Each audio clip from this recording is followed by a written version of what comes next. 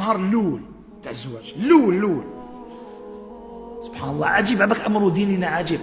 عباك من السنه يعني يوم الدخول الرجل بالمراه اول يوم من السنه علم النبي صلى الله عليه وسلم انك تمسك بناصيتها هذا وتقول اللهم اني اسالك من خيرها وخير ما جبلتها عليه واعوذ بك من شرها وشر ما جبلتها عليه. دعاء ومن بعد تصلي بها ركعتين. هكذا تبدا حياتك الزوجيه. احنا بلغنا بعد شهر يجي يقول لك حنتلك تموت خير مش غتلك. إيه سبحان الله. يجي يقول لك شوف هذه هي السنه، انه اول يوم حياتك الزوجيه تبدا هكذا تصلي بها ركعتين وتجيب الدعاء.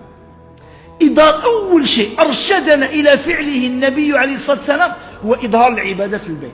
توالف أول حاجة راح تشوفها فيك الزوجة كي كان زواج أول حاجة تشوفها من الزوج تاعها تشوفه يصلي ركعتين، وأنت أول حاجة راح تشوفها منها تشوفها تصلي معك ركعتين.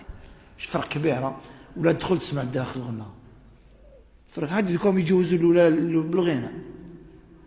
يستحيل أن يبارك الله في زواجك، والله غير يستحيل.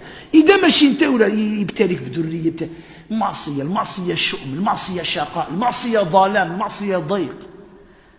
مع أنه عايشين في الإتساع الحمد لله، ماشي كما كنا قديما، بالك تسمع عنده 4 عنده الإتساع في البيت، لكن عايش شقاء. قديما بين 10 عايشين في غرفة واحدة.